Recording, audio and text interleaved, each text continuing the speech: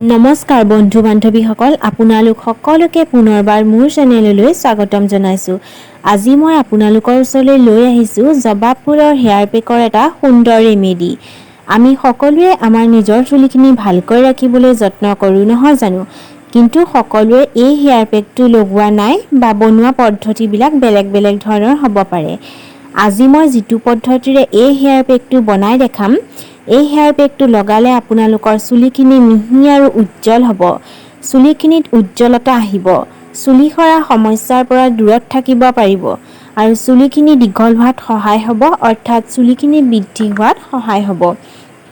আজি মই আপোনালোকৰ আগত জবা ফুলৰ কিছুমান কথা শ্বেয়াৰ কৰিম। জবা ফুলক ইংৰাজীত কোৱা হয় হিবিস্কাছ ফ্লাৱাৰ আৰু জবা ফুলত ভিটামিন, মিনাৰেল, ইয়াৰ উপৰিও কেলছিয়াম আৰু আইৰণ পোৱা যায়। গতিকে জবা ফুল আমাৰ চুলিৰ কাৰণে খুবেই প্ৰয়োজনীয়। গতিকে পলম নকৰি এই হেয়াৰ পেকটো কেনেদৰে বনাব লাগে আৰু বনাই কেনেদৰে চুলিত ব্যৱহাৰ কৰিব লাগে চাই লওঁ আহক।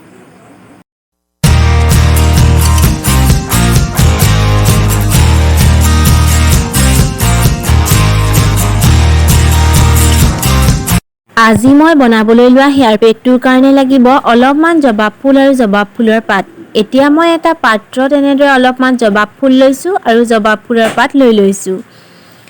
এতিয়া মই এটা মিক্সি জাৰ লৈছোঁ আৰু ইয়াতে জবা ফুলখিনি ভৰাই গৈছোঁ। এইখিনিতে আপোনালোকে এটা কথা মন কৰিব, যেতিয়া আপোনালোকে ফুলখিনি মিক্সি জাৰটোত ভৰাব, তেতিয়া এনেদৰে ফুলৰ পৰা ঠাৰিটো আঁতৰাই ৰাখিব। অকল ফুলখিনিহে ব্যৱহাৰ কৰিব।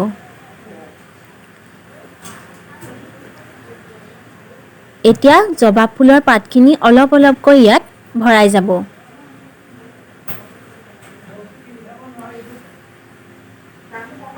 এয়া মোৰ সম্পূৰ্ণৰূপে হৈ গৈছে।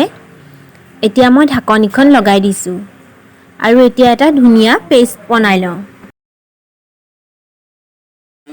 এয়া চাওক, মোৰ জবা ফুলৰ মিশ্ৰণখিনি ৰেডি হৈ গৈছে।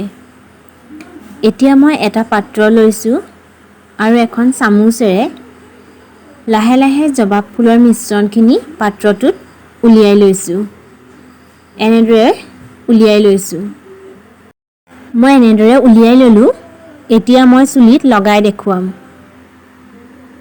এতিয়া মই 1 চামুচ নেমু চেপি ইয়াত মিহলাই ল'ম। আপোনালোকে গোল নেমুও ল'ব পাৰিব।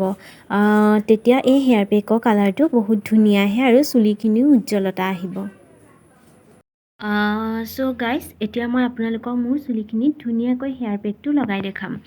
ভিডিঅ'টোৰ প্ৰথমতে মই আপোনালোকক এইটোকে বুজাব বিচাৰিছোঁ যে এই হেয়াৰ পেকটো লগোৱাৰ আগত মই মোৰ চুলিখিনি ধুনীয়াকৈ পৰিষ্কাৰ কৰি ধুই লৈছোঁ।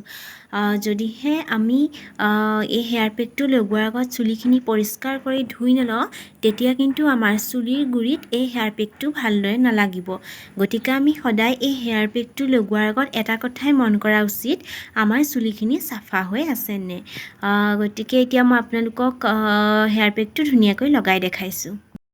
এতিয়া মই চুলিৰ গুৰিৰ পৰা চুলিৰ আগলৈকে ধুনীয়াকৈ এই হেয়াৰ পেকটো লগাই গৈছোঁ। এইখিনিতে মই আপোনালোকক এটা কথা কওঁ, যেতিয়া আপোনালোকে এই হেয়াৰ পেকটো লগাব, তেতিয়া কিন্তু ঘৰৰ ভিতৰত নলগাব।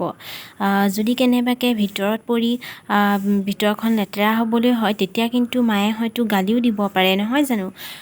গতিকে সদায় বাহিৰত লগাব ঘৰৰ, আৰু নহ'লে বাথৰুমতো লগাব পাৰিব। এই হেয়াৰ পেকটো আমাৰ চুলিৰ কাৰণে কিমান ভাল জানেনে?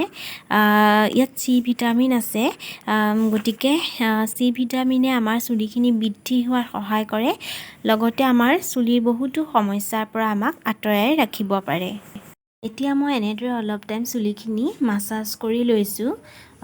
আমি বজাৰৰ পৰা যিমানেই দামী দামী ফেচ পেক, হেয়াৰ পেক, যিমানেই দামী দামী ক্ৰীম নিকিনো কিয়, প্ৰকৃতিৰ পৰা পোৱা বস্তুসমূহ যদি আমি ব্যৱহাৰ কৰোঁ, আমাৰ কোনো ধৰণৰ ছাইড এফেক্টো নাথাকে আৰু আমি বহুতো উপকাৰিতা পাব পাৰোঁ। সেইকাৰণে আজি আপোনালোকৰ আগত এই হেয়াৰ পেকটোৰ বিষয়ে মই শ্বেয়াৰ কৰিলোঁ। এতিয়া মোৰ হেয়াৰ পেকটো লগাই ধুনীয়াকৈ হৈ গ'ল জবা ফুলৰ। এতিয়া মই শুকুৱালৈকে অলপ টাইম ৰখিম।